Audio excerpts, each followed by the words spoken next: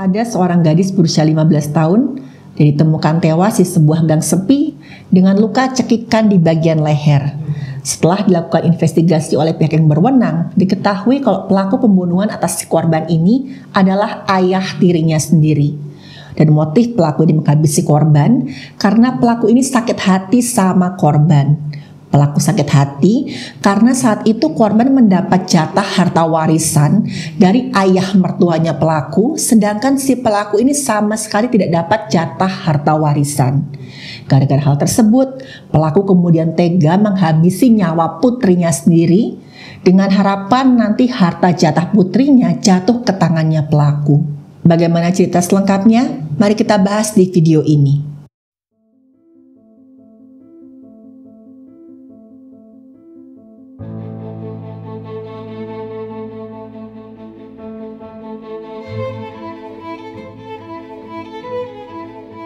Halo, saya Dr. Stefani. Saya seorang dokter spesialis forensik dan saya belajar dari yang mati.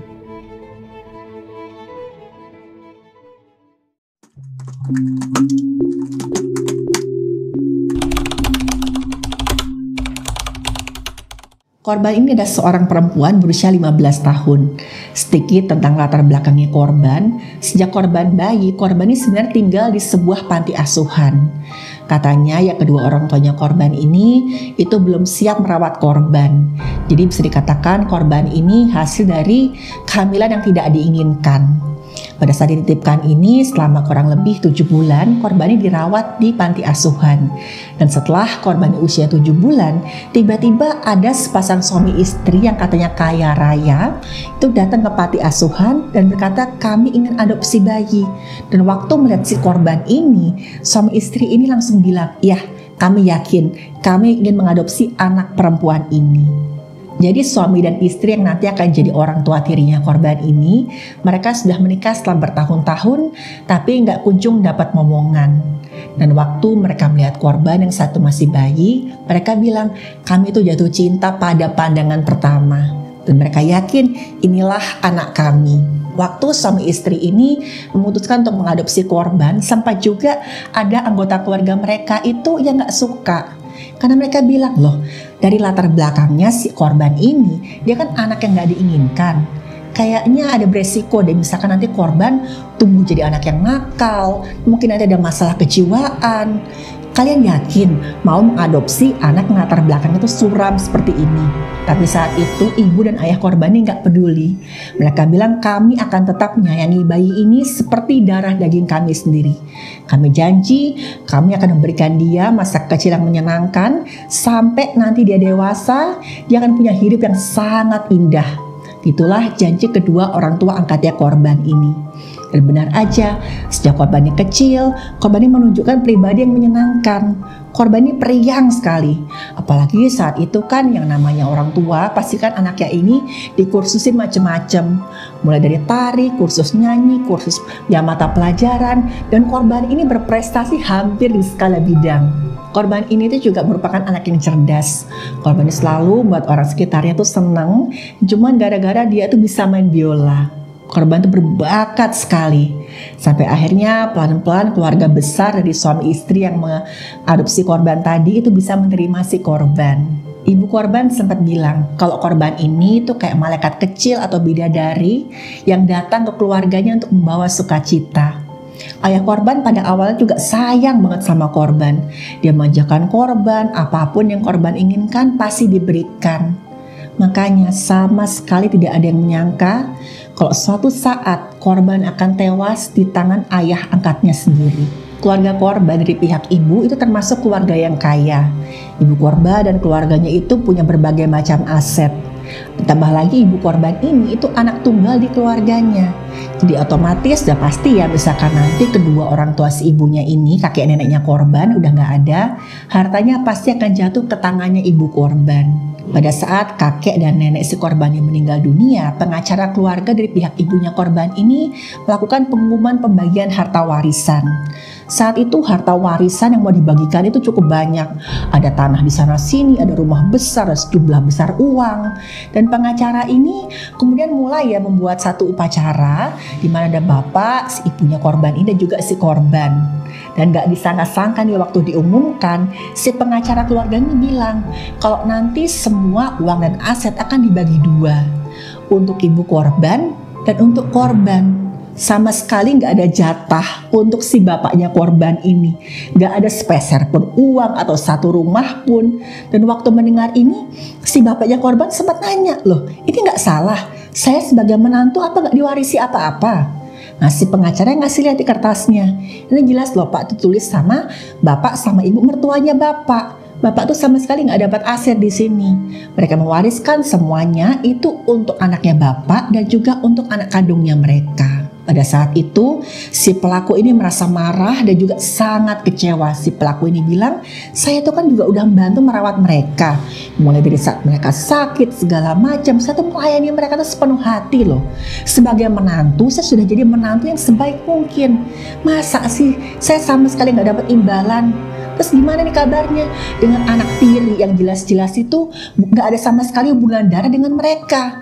Kenapa sih cucunya malah lebih dikasih uang daripada saya?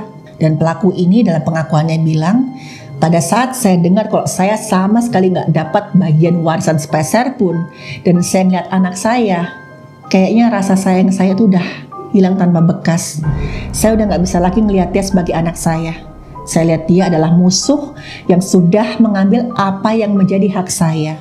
Dan musuh saya itu harus saya lenyapkan. Dan saat itulah gagasan untuk menghabisi korban itu muncul di pikirannya pelaku.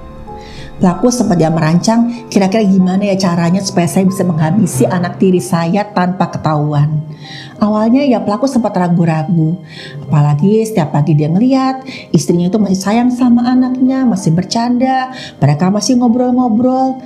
Tapi sisi serakah si pelaku ini itu ya lebih mempengaruhi si pelaku sampai pelaku gelap mata. Pelaku mikir nanti misalkan anakku gak ada, anakku sudah meninggal, otomatis kan hartanya akan jatuh ke tanganku. Dan pelaku pun mulai menyusun rencana bagaimana dia bisa menghabisi nyawa putri tirinya tadi tanpa ketahuan. Jadi suatu hari, waktu istrinya si pelaku ini sedang pergi ke rumah saudaranya, pelaku kan di rumah berdua dengan korban. Pelaku ini ngasih korban susu yang sudah dikasih obat tidur. Nah, waktu si korban ini minum, pelan-pelan kan korban ini mulai teler-teler. Dan saat itu pelaku mencekik lehernya korban. Sebenarnya waktu si korban ini dalam keadaan terpengaruh obat tidur, korban ini masih separuh sadar. Waktu si korban ini ngelihat kalau ayah tirinya itu mulai mencekik leher si korban, korban tuh sempat nanya, "Pak, aku tuh salah apa? Kok aku dicekik?" Tapi saat itu pelaku udah gak ngeliat korban ini sebagai anaknya. Pelaku sama sekali gak mempedulikan kalau saat itu korban mohon ampun.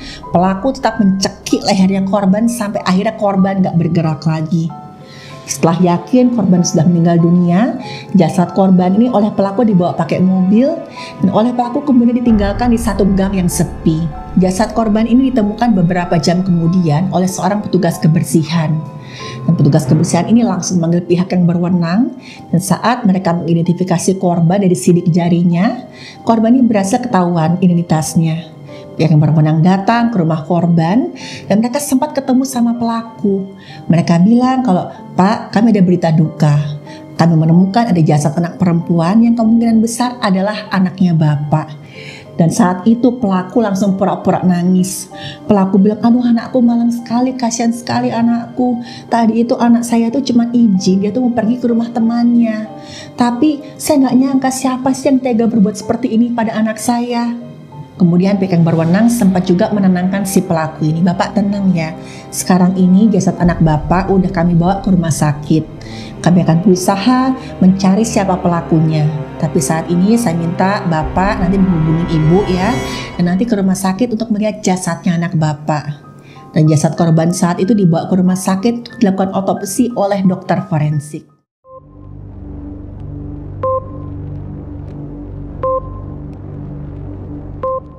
Hasil pemeriksaan oleh dokter forensik, saat itu korban ditemukan ada luka memar berbentuk bulat itu di bagian lehernya korban. Dan lukanya itu ya konsisten dengan luka cekik karena bentuknya kan bulat-bulat oval gitu di bagian leher kanan dan leher kiri. Ini ya sesuai dengan gambaran kalau korban ini dicekik dengan menggunakan kedua tangan. Tapi selain itu, ya dokter forensiknya sempat lihat ada keanehan.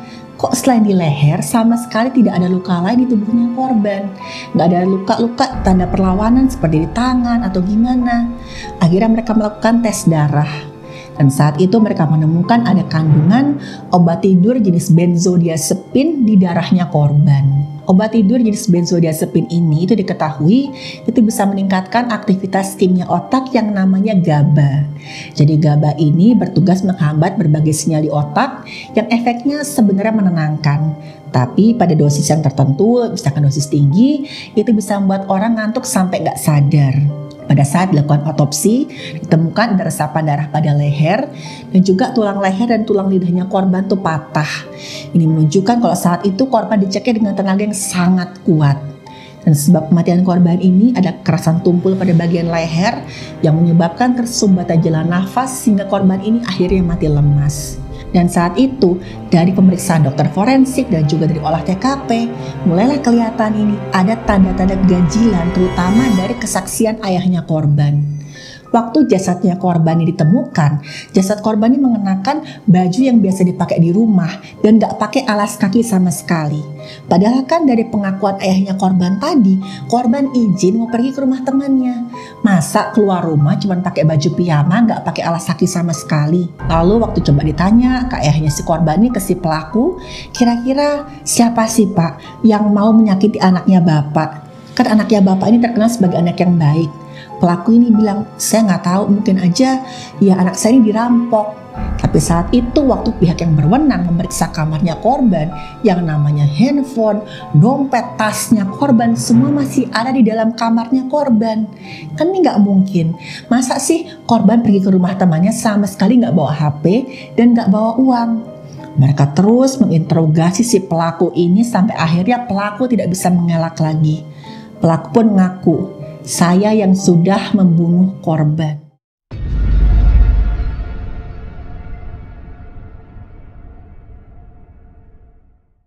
Dan pengakuannya si pelaku ini benar-benar di luar dugaan. Pelaku ngaku kalau dia memang sudah lama sekali merencanakan untuk membunuh anak tirinya ini. Dan beberapa kali si pelaku ini udah nyoba untuk menghabisi nyawanya korban tapi gagal. Pernah sekali dia tuh mau pura-pura jadi begal, dia pakai topeng yang nutupin wajah, dia pakai baju hitam, dan dia mau mencegat korban dia sepulang sekolah untuk dia bunuh. Tapi saat itu korban selalu sama-sama teman-temannya. Rencananya gagal.